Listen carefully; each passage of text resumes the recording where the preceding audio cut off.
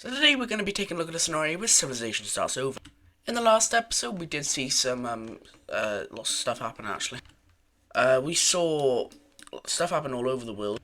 Most importantly, we had the blue Turkish country collapse. Why do I keep saying I don't know. I hate saying It's become a really bad habit of mine. We also saw expansion from the FS with a Security Council being put in place, and also like a lot more countries joined, like a lot more. We also had some division in Europe and lots of other stuff happening. So if you haven't seen that video already, go back and watch it now or after this video because I do like watch time. But let's just get started, shall we? And also another thing to know, I did change the colours of South America because someone told me they looked a little bit bland. So yeah, I've done that, just saying. First off, moving to Europe, we can see a very interesting event happen. I was taking a look at the ideology layer. I have finally completed it. But most of Europe by this point is a flawed democracy. Again. Someone in the comments tell me how many times I say in this video because honestly I've had enough. But like most countries in Europe are flawed democracies just because of World War II and the Dark Red Union having a massive influence over them. And this may make the monarchies a bit unhappy, but we'll have to wait for that another time. We'll have to see what that comes to. But with this German country here, I said it again. The Dark Red Union wasn't very good at setting it up. Plus the fact that Germany was very dictatorshipy. No, that's not a word. Very authoritarianism before very authoritic. Not a word. Authoritarian. There's the word. Thanks, Yorkshire. But they're gonna go right back to be. No, not the entire ideology layer. These guys are gonna go right back to being a dictatorship. And the Dark Red Union, they're going to be like, oh, no. And they're going to say they're starting a special operation into this country. And they are like 50,000 times stronger than these guys, so they're not really going to stand a chance.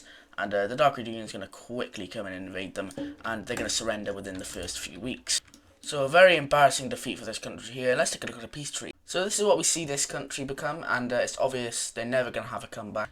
But we see the return of Brown Switzerland, thank God. They've only been gone for one episode, but they're back, and they look a lot different than they did before, but hey. Anyway, over here, the Dark Red Union is going to take over this this thing here, this guy's capital, which they're going to move it down to the only other major city they have, as well. I'm saying too much, aren't I? Right, I'm going to try and stop saying every single time I say I don't know. Say something. But we're going to see we're going to see the Orange Country take over this area, and these guys are tiny now. So yeah, this is what we see. They change back into a full democracy, and there's no chance they're ever going to be strong again. And the local union does get some land. Now we come down to Africa and look at all these countries, because they're going to make in their choice whether to turn to full democracy or like dictatorship or whatever else there is. So let's see a lot of these countries start to make their choice. So over here first we see Morocco decide to fully turn to a full democracy. Also have South Africa, and a lot of the stronger nations are going to turn to democracies. We also have Libya deciding to join one. And weirdly enough, this extremely terribly shaped country down here. We also have Madagascar. Now let's look at the dictatorships, and oh boy, there's going to be a lot. We have the Orange Country, I said again. We have this one here. We then have these guys, the Senegal, I guess, country, Sierra Leone. They're not even in Syria. See it. I'm just gonna stop. These guys will also become a dictatorship. A lot of East Africa will be, considering the fact that they have like not been treated very well by the European colonizers. This is actually colonized by Japan, and this is all we're gonna see in Africa for now. The rest of the countries will just remain full democracies, but let's take a look at the rest of the world. So every single country in Australia will become a full democracy, including New Zealand. Also, all of these island nations here. These guys will choose to stay as a full democracy. We have a lot of the Indonesian nations deciding to become full democracies. I just said again. But interestingly, we have Borneo becoming a monarchy. In South America, a lot of these northern nations, I said it again, a lot of these northern nations were treated a lot better by the European colonizers than the southern nations, like Brazil. They weren't treated very well. But a lot of these nations in North America are going to turn to the bright side of democracy, although it may not be the bright side depending on what you believe. Weirdly enough, the Alaskan country is going to become a monarchy. I don't know why that happened. We also have Germany switching to a full democracy, and a lot of these other countries, but Germany will, definitely. Poland also will, and Bavaria. But anyway, this is what we see all the Oh, it's on the wrong layer. No, this is what we see all the democracies turn to. So, yeah, thanks. Anyway, now we're going to look at the Great Korean War. As over here, we have the beige team deciding that they've had enough of the blue team's dominance over Korea. But anyway, we see the northern Korean country invade into the blue country, cutting off the Pyongyang area. And they'll continue south. They are probably a little bit stronger than this country. However, there will be one event that will change the entire complexity of this war. As there'll be a large border skirmish between the pink and the beige northern Korean country. And does this really matter? Does this really matter, really? You may think not. But the fact is that they're allied with Shandong, who has the entire of the CEU, who's going to now be supporting this country. So they just did a big oopsies, didn't they? And the dark red country may or may not just be invading, so it's less of a Great Korean War, and it's more just every single country hates the beige team. So they kind of cook. We do also see the pink team sending their troops in, obviously being heavily supported by Shandong, so yeah.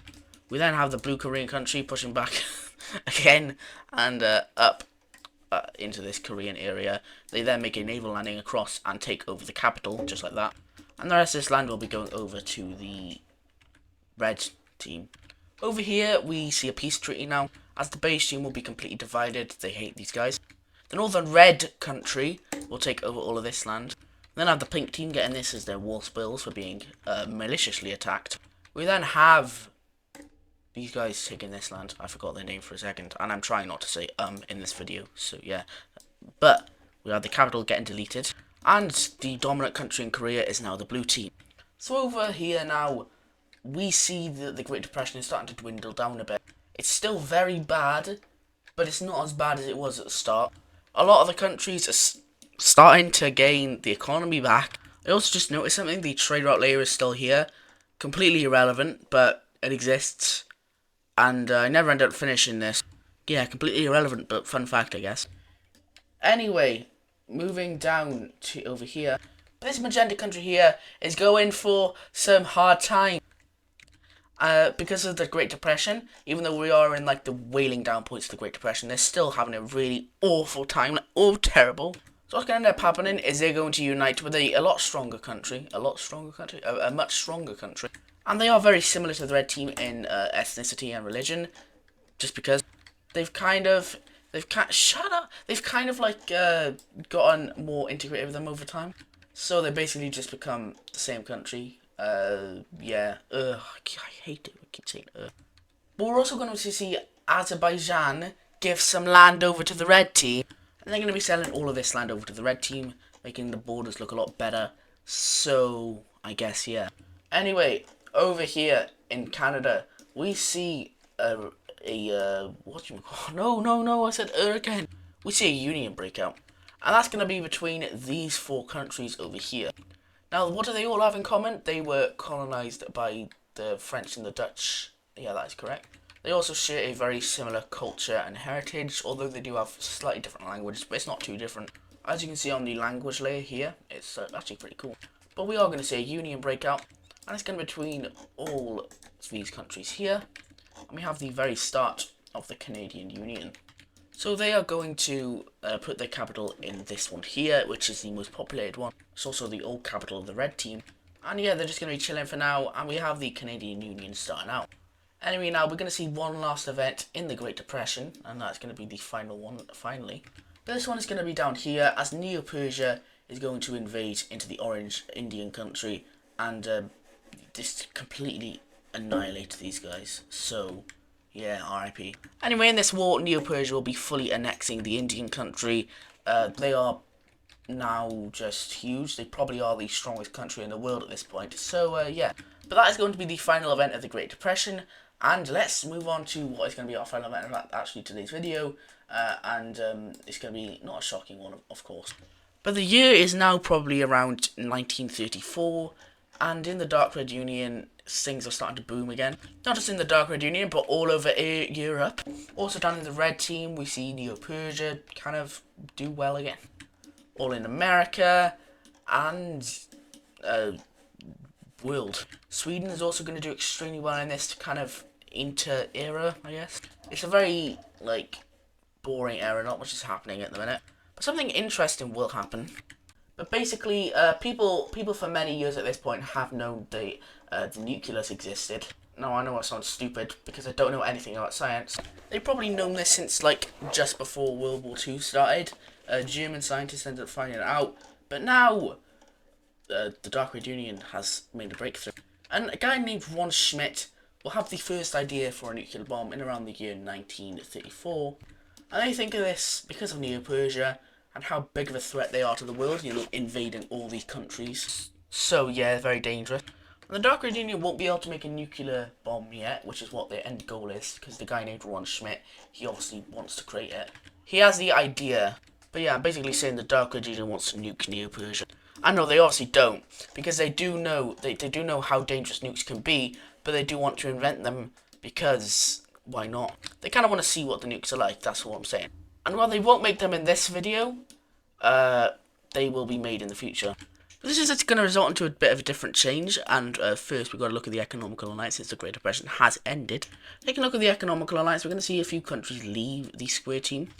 We have these guys over here in America deciding to leave, as well as the South American blue country. They also leave. We then have all of these like countries in Middle Africa and the Saharan area. Yeah, they're going to leave.